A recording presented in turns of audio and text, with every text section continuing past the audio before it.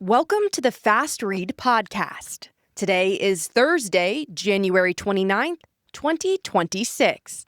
Here are your top industry and ALPA headlines. 1 year ago, tragedy rang through our union and the aviation community as we faced the first fatal accident involving a U.S. passenger airliner in nearly 16 years. Today, our union held a remembrance ceremony to honor the 67 lives lost. We remain steadfast in the fight to improve safety and prevent another tragedy. ALPA President Captain Jason Ambrosi's message to members and a playback of the memorial service are linked in the show notes.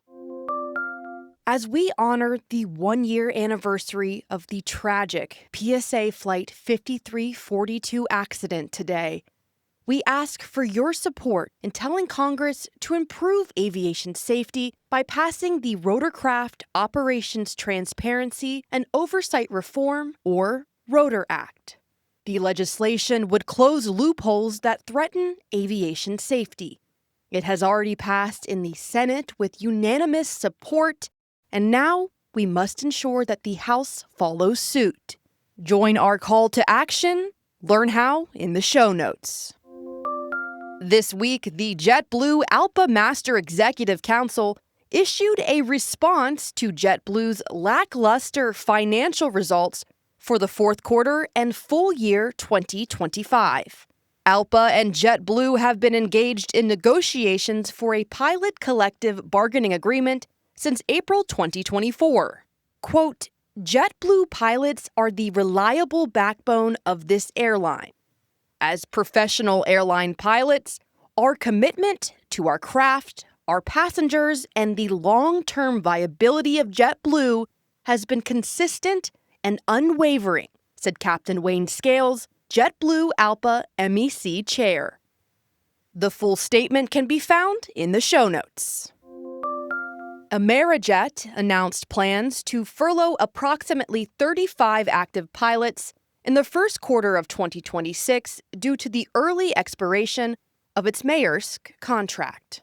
Quote, we had hoped the company would secure a replacement contract and have been closely monitoring the situation since September, when Maersk first notified Amerijet of its intent to cease operations.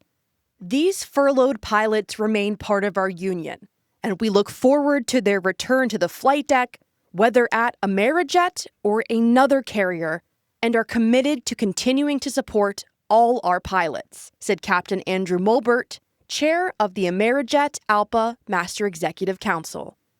The MEC will be meeting with management in the weeks ahead with a focus on understanding Amerijet's plans moving forward, advocating for support for affected pilots, identifying pathways to get them back as quickly as possible, and assessing the implications for upcoming contract negotiations.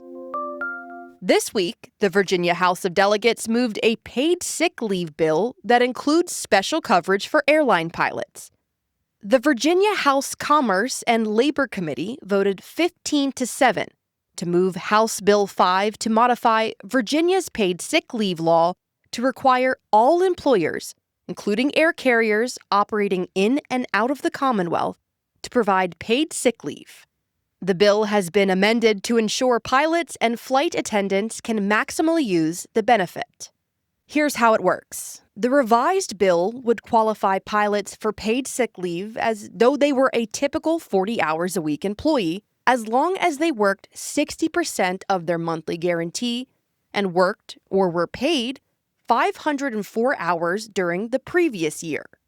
Qualifying pilots who live in Virginia would be eligible for protected paid sick leave, free of any employer discipline, as full-time employees. The bill is now in the House Appropriations Committee before it can be considered by the full House of Delegates and the state Senate. That's all for this edition of the FastRead podcast. Until next week, have a safe flight.